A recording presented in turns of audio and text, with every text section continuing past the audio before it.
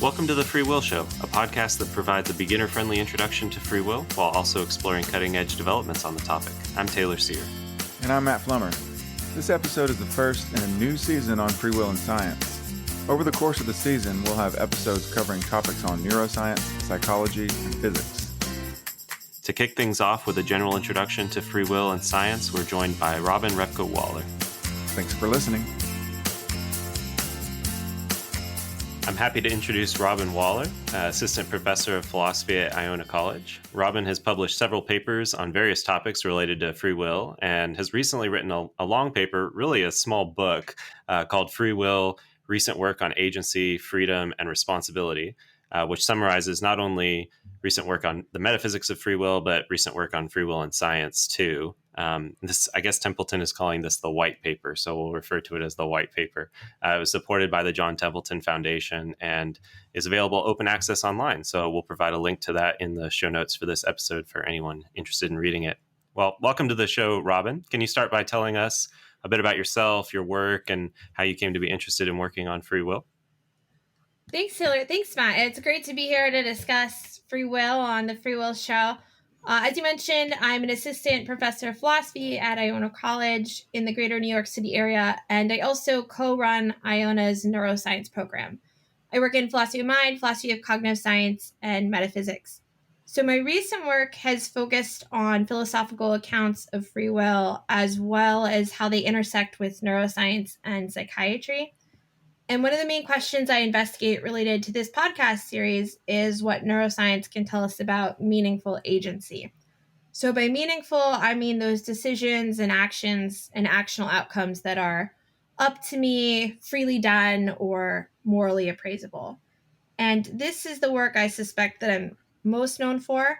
In this vein, I've written an extensive, as you mentioned, review of research on agency, freedom, and responsibility, with a big section on science of free will for the Templeton Foundation.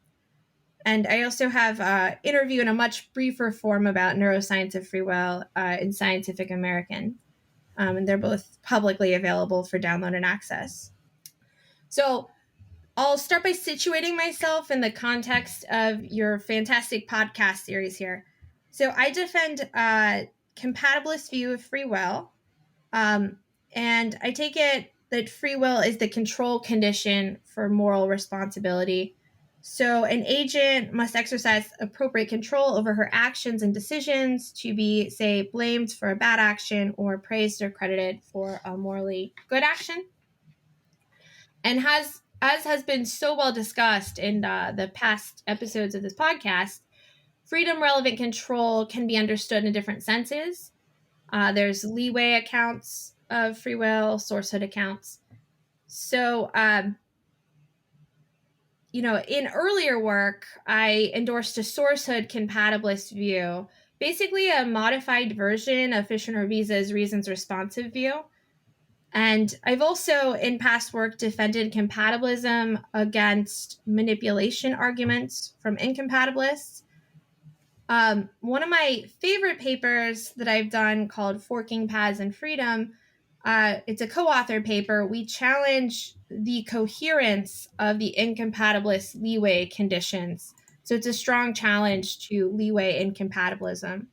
But in more recent work, I've perhaps foolishly taken on more, and I've recently argued in a paper called A Case for Classical Compatibilism that compatibilist sourcehood accounts require an additional leeway condition in order to capture a more robust sense of responsibility. And one of my favorite parts of this argument is I introduce a Frankfurt case with a twist. So it's a Frankfurt case from the perspective of the counterfactual intervener. So the counterfactual intervener is judging the agent's freedom and responsibility. Beyond debates surrounding free will, I contribute to debates at the intersection of science and philosophy and society more generally. So recently I've been working on the issue of algorithmic bias with machine learning. And I'm generally interested in AI ethics as it relates to decision-making and agency. So I've written on algorithmic nudging, the implications of brain-computer interfaces for conscious agency. And that work in general is publicly available through the Monday magazine online at the philosophy, literature, and current events news site 3 Quarks Daily. I'm a regular contributor there, and I write there on issues of control as it pertains to daily life and current events. So I've discussed their parenting, pandemic, public, and personal health decisions, targeted campaign ads, blame in the Capitol riots, and other issues of interest. You asked how I got interested in free will. So I became interested in free will via this interdisciplinary route. So I was an undergraduate at Grinnell College majoring in psychology. And I originally wanted to be a clinical psychologist in practice. But I really loved designing studies and learning about the history of psychological theories of thought.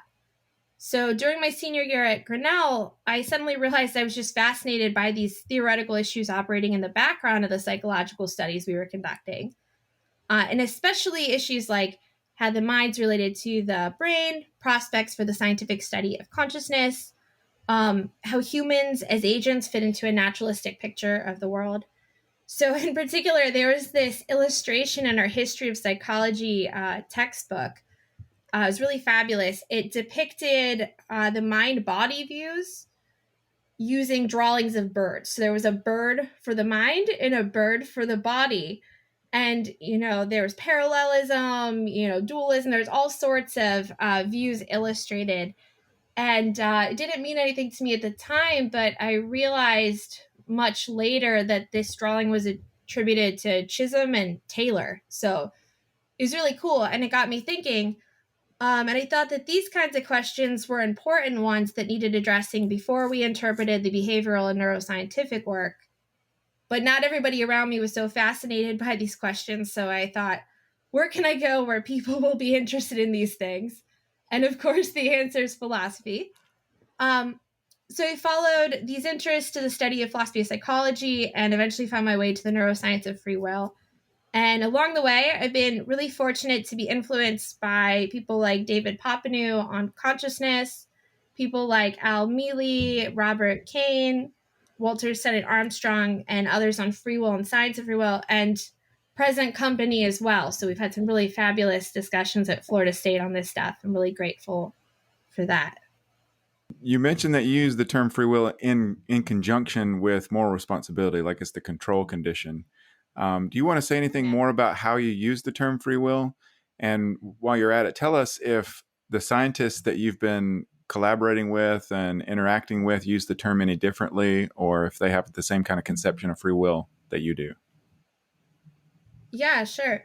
So I mentioned I took the term free will to refer to the control condition for being responsible for one's decisions and actions. So I take it this is a pretty standard line from the free will literature. But if we step back and we reflect on our own experience every day as embodied agents, so we're beings who intentionally bring about changes in the world through our bodily movements, I think this focus on control makes sense, right? So free will just seems to be this familiar feature of our everyday lives. And it seems to me that I freely decided to, say, move to New York, or that I'm acting freely when I decide to, and I do go for a run this afternoon.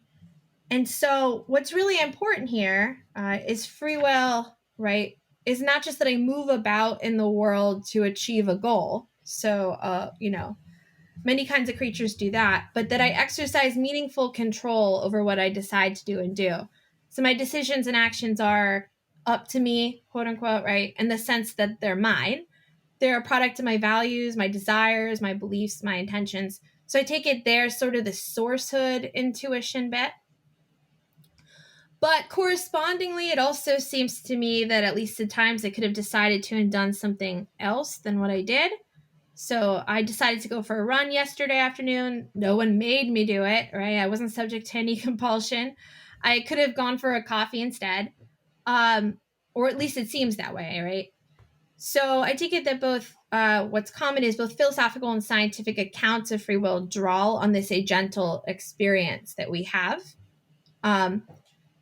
So at the base, exercising free will involves an exercise of control or influence over oneself. That's how I think of it. And then the question really becomes, what exactly must an agent control in order to exercise free will? And then what is an agent, which is a big question. Mm-hmm.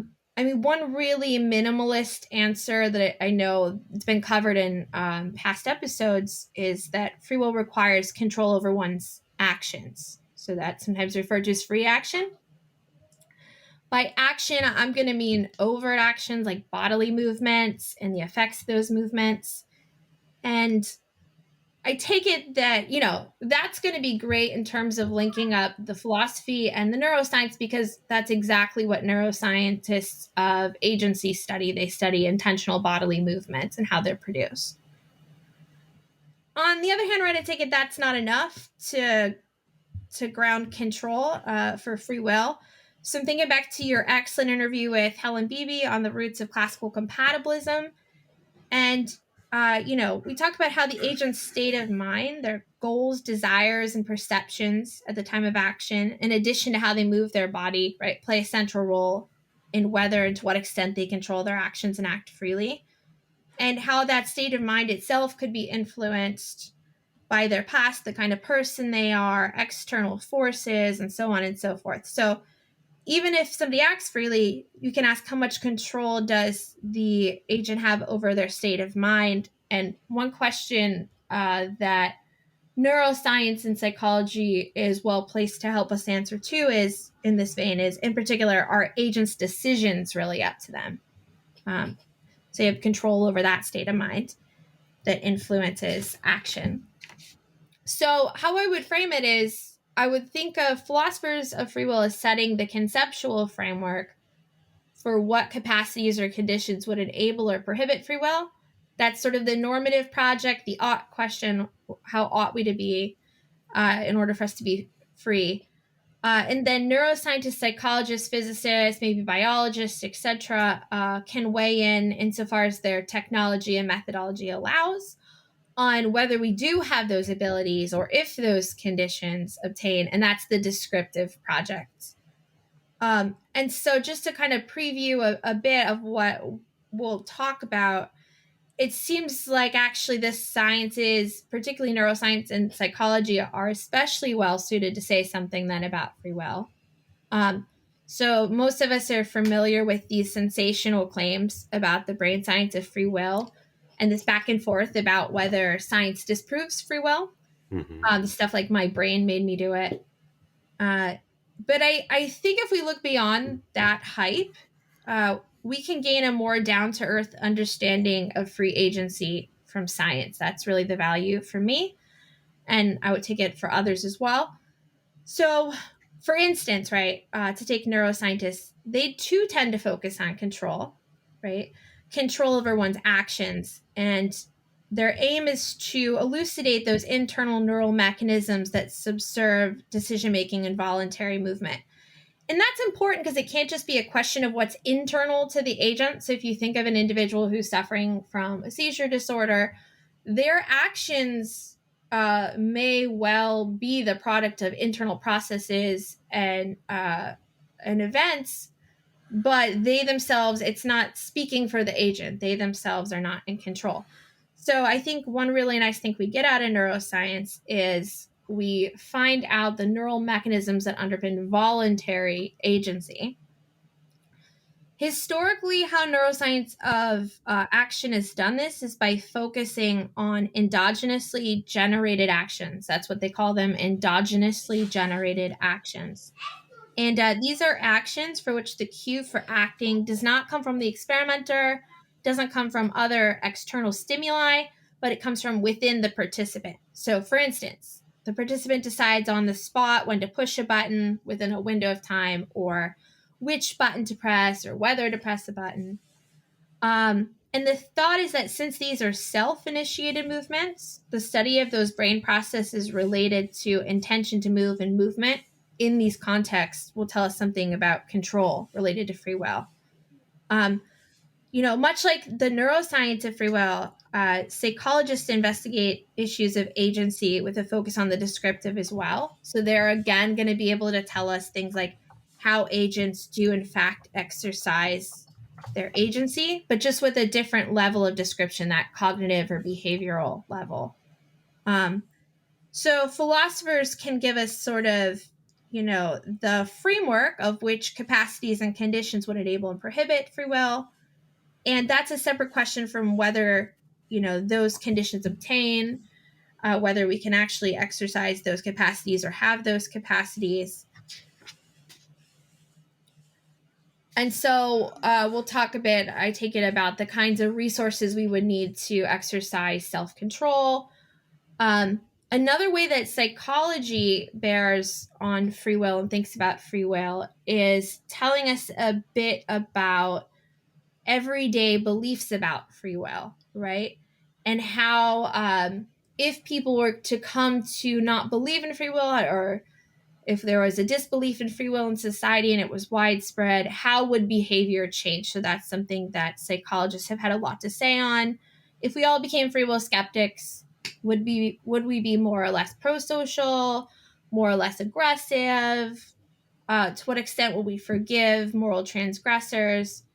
And so here, psychologists are well placed to use self-report and behavioral methods to investigate the impact of our beliefs on our behaviors.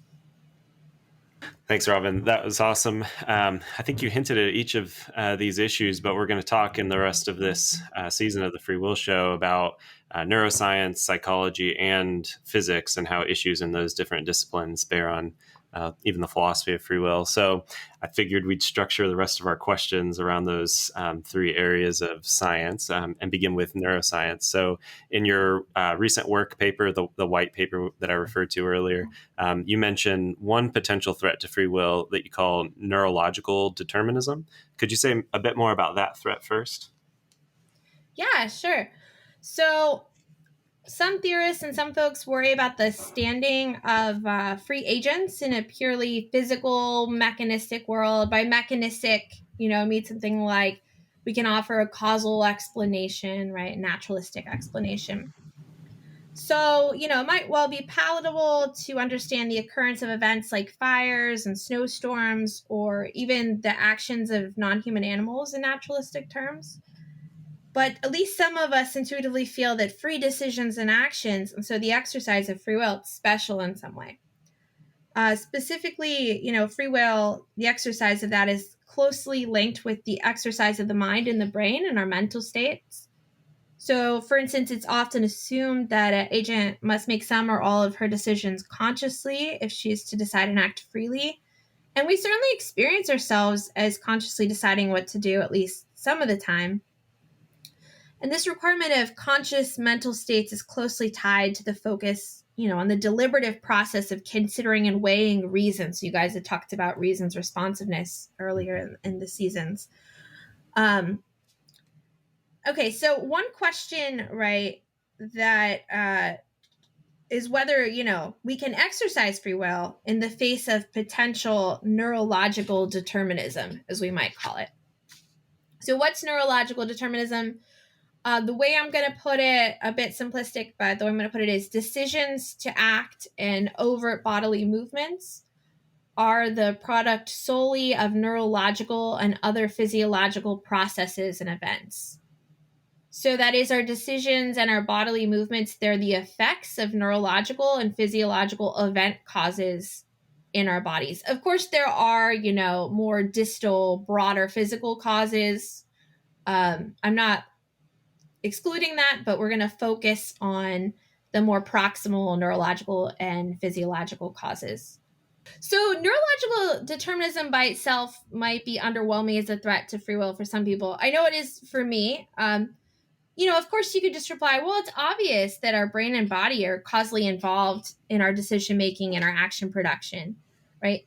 But the real threat is if you can join neurological determinism with one or more claims about what free will requires philosophically. And then the situation starts to look bleaker, at least to some people. So one thing you can do is conjoin neurological determinism with what I'll call the dualist threat. So the dualist threat is the claim that free will requires a non-physical event of a conscious decision among the initiators of an action, what kicks off action, or among the causes of action. But the dualist threat says, well, there's some support out there in the empirical literature that the initiators of action are actually neural events or physiological events, not the non-physical whatever it is that's required to act freely.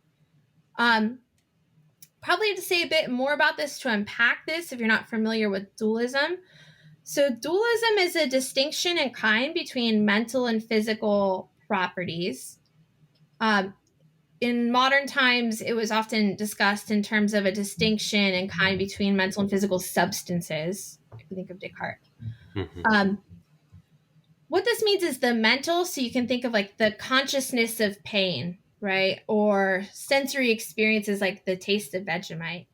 That's different in kind from the physical, the firings of these neurons in this brain area. Now, if actions are initiated by physical events like neural events, one might worry whether or when the non-physical agent exercised control, where by that we mean agental controls like that active control beyond being subject to the passive impinging from other events. There are fires and snowstorms, but when I act, it seems a bit different than that. Alternatively, you could wonder if this is right, if the non-physical agent has disappeared, so to speak, disappeared among the neural and physiological events. Where is the agent, right? So if the complete story of intentional action and free action can be told in terms of physical events and processes, where is the agent? Is the agent really acting freely? So that's the dualist threat. We could also pair neurological determinism with what I'll call the epiphenomenalist threat. So this is the idea that free will requires that conscious decisions are among the causes of action. So whatever conscious decisions are, whether they're neural or not, but they're conscious, right? Mm-hmm. And then we'd say, well, look, perhaps some of the empirical literature suggests that conscious decisions do not cause subsequent action, right? They're not among the causes of our actions. When I think of this, I think an example of, say, when I go for a run, I don't just find myself outside running surprised, right? Mm-hmm. That doesn't happen, at least not yet. But instead, right, I'm in my house. I consciously decide, yes, I intend to go for a run now. I decide I'm going to go for a run now. So that leads me to put on my shoes and to walk out the door and to start moving. And it guides me as I run along the path. It would be weird if I just found myself outside doing something. We think our conscious intentions both structure, kick off, and guide our intentional actions. So the epiphenomenalist threat says, well, perhaps conscious decisions and other conscious items don't cause subsequent actions as much as we think.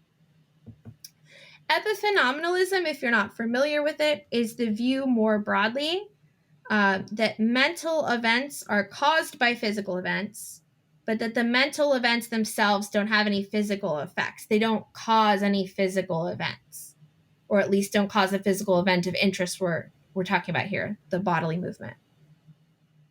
So it would be the idea that my conscious decision to go outside occurs to me, but it doesn't actually cause me to go outside. It's the unconscious stuff that causes me to go outside. Okay. In this context, regardless of whether conscious decisions are caused by neural events and processes, they aren't part of the chain of events that leads to the efficacious decision and action. Our experience of ourselves as first consciously deciding to act and then acting as a result of our conscious decision is mistaken if the epiphenomenalist is right. So what do you think about these potential threats? Should believers in free will be worried? Yeah, so first with reference to the dualist threat, it's not clear that folks actually do worry about disappearing agency and the illusion of free will in a physical world. So what's really interesting is that, individual scientists have their own views on free will and what the mind and brain and the soul are. And in their writing, they often take it for granted that the majority of people, especially non-experts, subscribe to some form of a soul-based libertarian account of free will. And then their next move typically is to evoke the dualist threat to free will from scientific work, like Libet, which we'll talk about, I suppose. So, this has been referred to by Mudrik and Maus as the neuroscience's closeted dualism. And they take this to be a problem for the advancement of a scientific understanding of free will, and also as well for the dissemination of these scientific studies to the public. Okay. But in response to those who do argue that the pressing threat of neuroscience is the dualist threat, a number of philosophers and psychologists have actually gone out and surveyed non-experts or non-philosophers and non-scientists on these matters, and have disputed that they are typically dualist libertarians about free will in the way that some neuroscientists think that the public is. So, for instance, in one study, Al Mealy finds that a large proportion of non-philosophers are compatibilists who find free will and responsibility compatible with decisions being brain processes. And a lot of psychologists have explored what people mean by free will. I'm sure you both do this in your classes. You ask your students what free will is. I was actually really surprised to see that my students tend to say things like which movie to see or what to eat for dinner. So these sort of everyday preference-based choices. I always think of like really major decisions like where to move or, major decisions for my kids or something. But people tend to think of these basic choice contexts, and that seems to track with what the empirical literature has found. So in the literature, they found that participants tend to cite, when they're asked about instances of free and unfree actions, goal achievement, context of deliberation about what to do, choice context, that sort of more down-to-earth kind of thing. Rarely do people cite having a soul as among a condition for free will, though there are some studies that suggest they do to a greater degree. Okay, so there is this question then of, even if people are saying that humans have souls, and there's this back and forth between, for instance, Nadelhofer and Mealy on this, it's not clear what the function of a soul is according to most people, and whether a soul or something like a soul would be required for free will. So there's this really excellent new measure of free will beliefs called the Free Will Inventory that's been developed by philosophers and psychologists. And they found that although there are a sizable number of people who say that humans do have souls, it's not clear that they require this for people to act freely. Okay, so it looks like, at least from the public perspective, the dualist threat isn't much of a threat from neuroscience. Sort of from an academic angle, recently Jenny Ismail has done some really fascinating work. She's a philosopher of physics on why people are looking to locate the conscious self neurally and whether we should be doing that. And what she does is she brings to bear work on self-organizing versus self-governing physical systems, and argues that the self or agent shouldn't be thought of in terms of a physical concrete brain, but that we have this brain-body system that has a self-governing structure with a corresponding reflective standpoint through which it coordinates the physical system. So you can kind of think of the self as the first person perspective of this self-organizing, self-governing physical system in a larger physical system.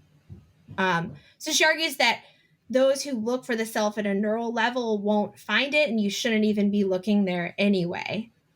So that certainly puts a spin on this sort of proposed dualist threat from neuroscience.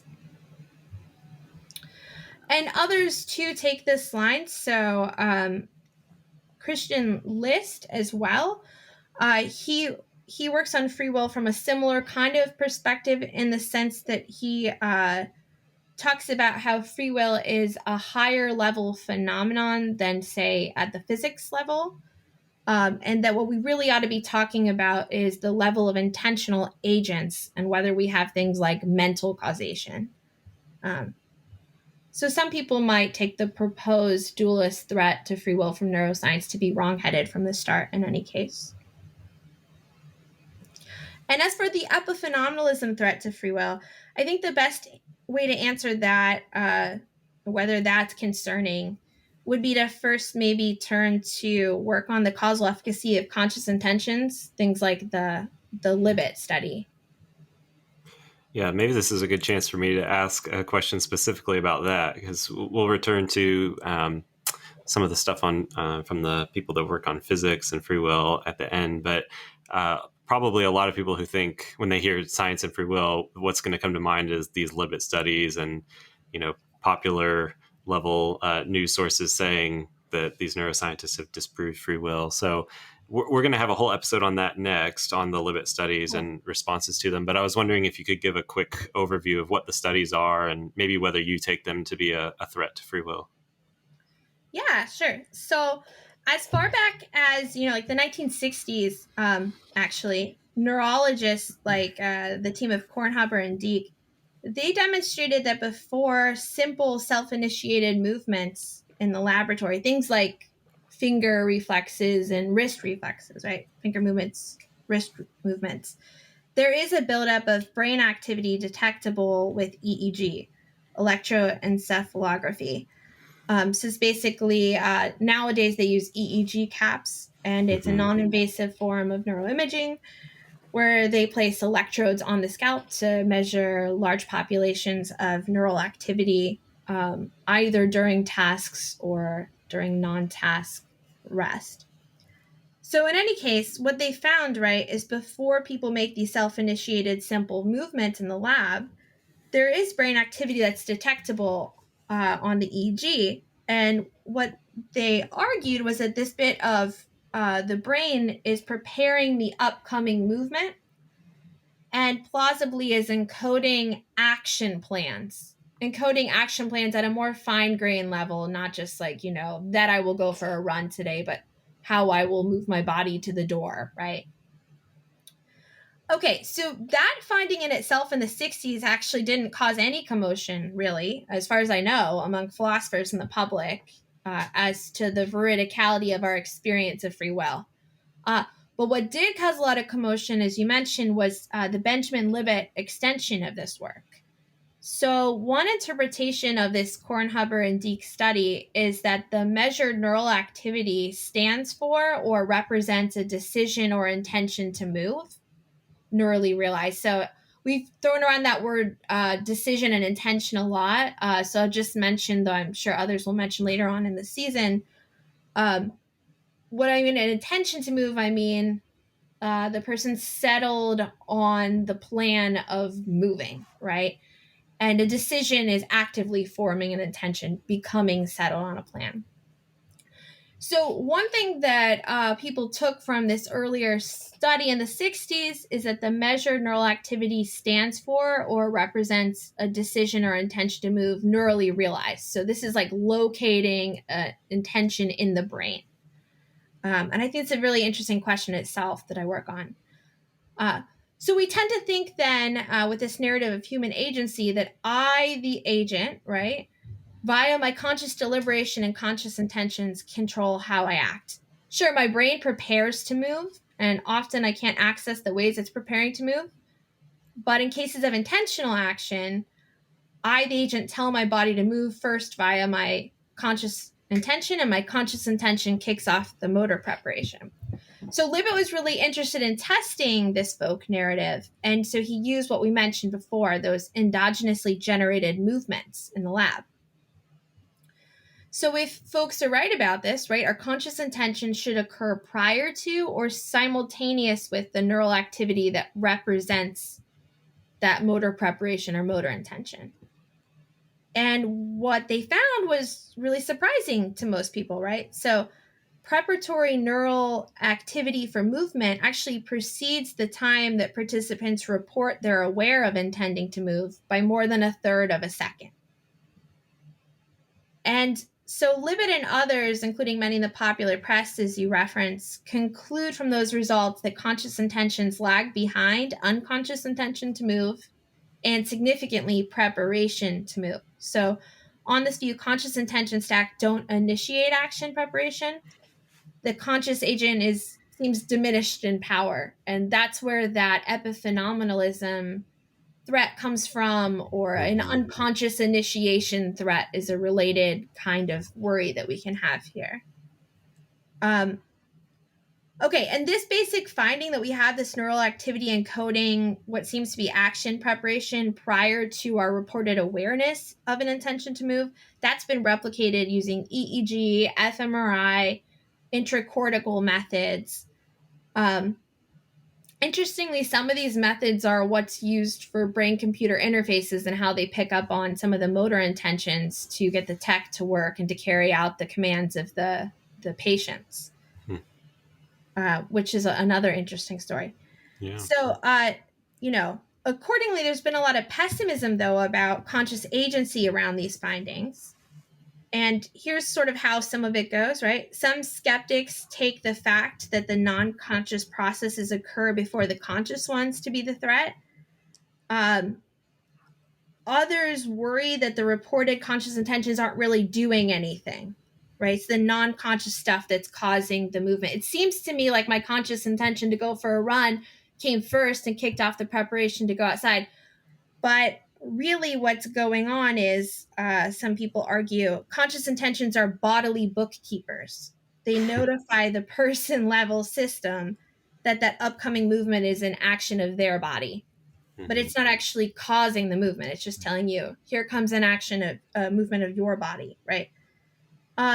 So free will requires the agent is in control of their actions. And if the conscious intention is my representative, it doesn't look like I've got free will. So I hope to just begin to reassure listeners on this count then that meaningful free agency is not under threat. Yay. That's good. From these neuroscientific findings related to Libet. In fact, I think once we move beyond the initial Libet study, we can't be at all certain that the measured neural activity is a non-conscious intention to move. And we can't be at all certain that the conscious intentions always follow action preparation and that conscious intentions are powerless. So I think we've got a lot to be optimistic about, actually. So I'll just give you a very brief overview of some of the reasons I think you should be optimistic despite these findings. So first, I think we ought to be skeptical that the localized neural activity measured in these studies is the intention to act in the brain. There certainly is wider skepticism about whether we can do functional localization in the brain anyway. And certainly in the last 10 years or so, plus a move toward network neuroscience. So localizing the intention to move in the brain is a pretty loaded thing. Some neuroscientists make claims about localizing practical intentions neurally. But it seems implausible that a relatively restricted set of brain regions could play all of the rich roles of intention in our lives. Rather, as others have argued, I take the line that intention is represented in a distributed fashion over a network of brain regions over different time scales and different time points. So, for instance, some areas, like the ones implicated in the Libet study, the supplementary motor area and the pre-SMA, they carry out the work of pre-movement intentions. Other regions, though, right, represent the actor's intention or mode representations as they are acting in more fine-grained ways. So it might not even be person level available, right? Things like the fine-grained ways in which you're going to carry out those movements. And then other regions encode agent-level conscious aspects of intention. And so, what's even worse for this, right, is that further studies have found that some of the proposed sites of pre-awareness intention to move, like the SMA and the pre-SMA that Libet and others talk about, they aren't really movement specific in function at all. It might just be that those are the brain regions that are encoding intentionally thinking through some task. So to give you an example of what I mean there, similar brain activity underpins the cognitive activity of subjects in the Libet study and also subjects who complete mental math problems or judge the color of a visual stimulus without reporting anything. So there'll be people, say, sitting in a scanner and they're asked to add two numbers, and we see the same kind of brain activity as in the build-up to movement. You can also have RPs, readiness potentials, which is the brain activity that they capture in the Libet studies. You can have those and related brain activity when people don't move, so they omit to move. So all this kind of adds up to really the upshot that the picture of the brain's deciding what to do and initiating movement and controlling movement from one tight localized region, it's just too simplistic. And not enough is really made of that, right? So we often talk about in the Libet studies, this unconscious intention is initiating movement, it's representing our plan. So this case for unconscious intention initiating action and preempting consciousness becomes murkier, because if intention is represented in a distributed fashion across the brain, we've got a lot of room for different brain areas contributing at different time scales. And so it weakens the threat. Mm-hmm. Now, as you may well talk about later in this series, there's also independent research that suggests that agents' conscious plans to do tasks days and weeks later are in fact causally effective at getting them to successfully carry out tasks as plans. So for instance, let's say people make plans as to when and where they will study for a big exam. Those people are much more likely to complete the task than those who only commit to study for an exam without specifying the details of when and where. Those are called implementation intentions. There's work on that done by Goldwitzer and colleagues, and Al Mealy talks about those. That's another instance where conscious intentions here of the distal stripe of the to do things later have been shown to play a role in action production.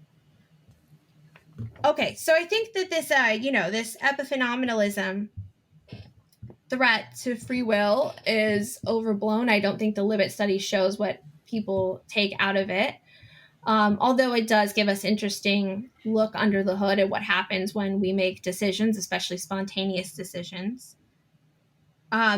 What's really interesting, though, is that recent surveys of non-philosophers have shown that people might not even be that bothered by neuropreemption or neuroprediction as the neuroscientists are thinking they would be, right? So when in a study conducted by Namias and Thompson, when they asked about hypothetical cases in which agents' decisions and actions are predicted perfectly by neuroscientists, the majority of participants still agreed that the agent acted freely and was responsible. So, if that's true, as Namias notes, right, it's really only like the agent causalist, maybe, who takes free will to require ultimacy in some extreme sense, that's going to be very bothered by the neuroscience of voluntary action and whether it threatens free will. All right, that was an excellent overview of the neuroscience. I think it's a good time now to move on to psychology. So, what are some of the interesting research projects in psychology that bear on free will? Yeah, so I want to start with one that's actually linked to what we've been talking about. So we've said a lot about how we experience our own agency and our own effects on the world, and how we take ourselves to be making a difference and causing change as opposed to things happening to us. So it does really seem like one of the aspects of our lives that's most undeniable is we experience ourselves in control of movements and their effects in the world. So there's actually this really interesting large body of work in cognitive psychology on what's called sense of agency. And I'll just tell you a bit about one strand of it on what's called intentional binding, which I find really fascinating. So basically, if you ask participants in clever experimental setups to judge whether some event, so say it's like, an icon moving on a computer screen, whether some event was the outcome of their agency or someone else's, right? Like, did they do it? Were they in control of the icon moving? Participants tend to misjudge that outcomes are the result of their own agency when it's a positive outcome. So they're more likely to say, I did that, when it's a positive outcome. And they tend to misjudge an outcome to be the result of another's agency if it's a negative outcome. So they tend to say someone else caused that. Someone else did that. So there's a self-serving bias to explicit sense of agency. And some of the kind of seminal work on this was done by, beyond basic attribution theory and psychology, the explicit sense of agency stuff, you can see like Wagner and Wheatley's 1999 work on this. So what's really cool is that cognitive psychologists have found ways around this to look at implicit measures of sense of agency. And they do this without surveying participants' explicit I did that judgments. So what they do is they ask participants to judge the timing of various events, the timing of their movements, usually a button press, the timing of the sensory outcome of those movements. So say like a beep that follows the button press 250 milliseconds later, typically. And what they find is that if you voluntarily press the button and then you hear the tone as a consequence, you're going to judge that the time of the movement and the time of the tone are much closer together in perceived space than if you're caused to move or you just hear a tone without moving. Here what they do is the contrast case is they actually use TMS to induce a finger twitch in people. They have a tone 250 milliseconds later.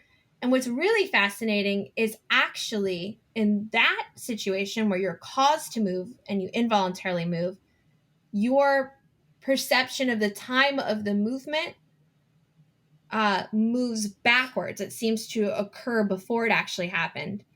And your perceived time of the tone seems to move forwards. It seemed to occur later than it actually happened. So one way to think of this is they move apart in perceived space. Mm-hmm. So it's a really cool effect. So in other words, right, the perceived time of the action and the tone bind together. That's why it's intentional binding in perceived space when you act voluntarily, as opposed to when you're caused to move or simply judge the time of events without acting. And this is work that started in Patrick Haggard's lab in the early 2000s. And what's intriguing about this research on agency then is that our perceptual judgments about the world seem to distinguish when we act from when something's done to us, which I think is really cool. Okay, so I want to move on from the cognitive neuroscientist stuff and talk a bit more generally about psychologists' work on free will. And we've said a whole bunch about how when agents make practical decisions, we're looking to understand the capacities and mechanisms behind that decision-making and action production. And we've said a lot about the neural mechanisms underpinning decision-making and action production. But psychology also can tell us a lot about the capacities and mechanisms underpinning agency, but just at another level, at the cognitive or behavioral level. And so the one I really want to highlight is ego depletion, which you may be talking about later in the series. Mm-hmm. So one assumption about decision-making and action, and intentional action, is that we as agents need to exert willpower from time to time, right? We need to resist satisfying our strongest desires and urges. And this has to do with free will as involving self-control, which I actually think is a pretty neglected kind of free will that's getting more attention these days. It really centrally speaks to this idea of control over the self that we kind of touched upon earlier. Yeah. So, for example, this is autobiographical. My students love this autobiographical example. I once had a pastry addiction. That's where this comes from. So if I'm committed to cutting back on eating pastries, right, then when I see that delicious looking blue blackberry scone at the coffee shop, it will require, we might think, willpower to resist ordering and eating the scone. And so psychologists have studied a close cousin of this folk notion of willpower in research on self-control and ego depletion, which started in the Baumeister lab in the late 90s. So the idea is that we as agents must exercise self-control during various tasks. We need to restrain our impulses, regulate our emotions, make difficult decisions, perform cognitively demanding tasks, maybe multitask. And research shows that this capacity for self-control is not unlimited. And that makes total sense if you've ever tried to do anything and you've been exhausted, right? So after engaging in decisions and actions that require self-control, they found that agents can suffer from what's called ego depletion. The agent's self-control is temporarily diminished, and so the agent does not perform as well on subsequent tasks that require self-control. So I won't say much more about that, but I do want to note that although the effects of exercising self-control are known, there's still a very much active debate on the psychological mechanism underpinning this behavioral capacity for self-control. And the jury's still out about what it is. So there are more or less physiological frameworks that have been given for the resources for our self-control. Also, really interestingly, ego depletion studies have been part of the focus for some of psychology's recent replication efforts. So listeners might be familiar with the replication crisis in psychology, but if not, I'll just say what it is briefly. So about a decade or so back, psychologists kind of collectively came to the conclusion that a lot of the findings they had that were statistically significant and so were reported in journals could not be reproduced when they tried to find that same effect again. And this was a really big crisis because, insofar as they found a statistically significant finding, and this is being reported in a journal, this is supposed to give us some indication of our human nature. And so, people are taking these findings to give us defeasible facts about human nature. And when they try to, whether in the same lab or other labs, recreate those effects, they don't get statistically significant findings for a lot of them. So ego depletion has recently been looked at in this regard. So there's a very recent paper out there on arXiv that talks about a large number of labs collaborating to try to reproduce some of the main ego depletion findings with mixed results. So I think probably you guys will talk more about that in future episodes, but it's really fascinating to connect it to this replication crisis. Nice. Well, thank you. That was fascinating. We want to ask you about physics. Maybe we can be a little bit briefer here since we're getting a little bit low on time. But what do you think are some interesting research projects on physics and free will? Yeah, so I mentioned earlier work by Jenan Ismail, and she's really uniquely positioned as a philosopher of physics who just really does fascinating work on free will.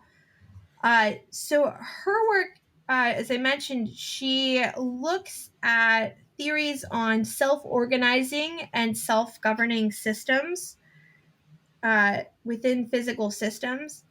And she argues that if you're looking for the self or the agent, we should think of the self or the agent from the the kind of first person perspective of a self-organizing and self-governing physical system within a broader physical system. This is certainly a very friendly way of marrying agency with a naturalistic and physics-driven picture of the world. Right.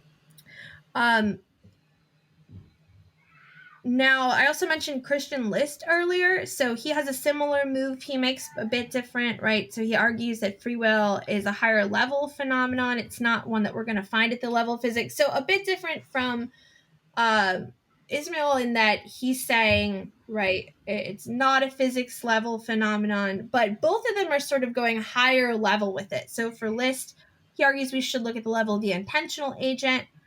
And he argues that we need to be paying attention to whether we have capacity, safe, or mental causation.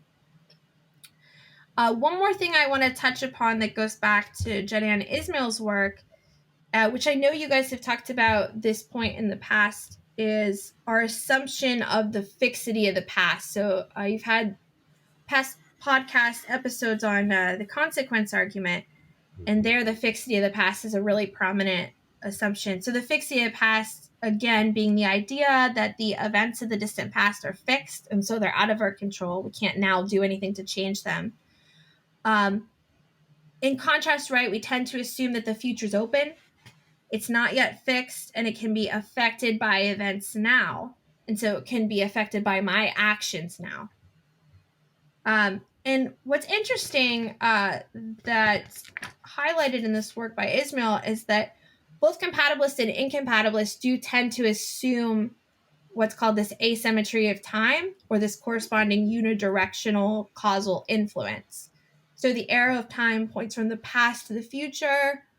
Past events and the laws of nature influence and constrain what happens in the future, but I cannot now do anything to impact the past. There are, some exceptions to that. So Carolina Sartorio has some work on this, and we've got stuff with, Lewis and others discussing this layer. But mostly people think, no, the past is fixed. So Ismail, who again, her work bridges metaphysics and physics, she actually draws on physical theory to reject a number of these assumptions about time. And as part of her positive picture of free agency of the first person perspective of self-governing physical systems, she overturns this assumption of temporal asymmetry at the microphysical level.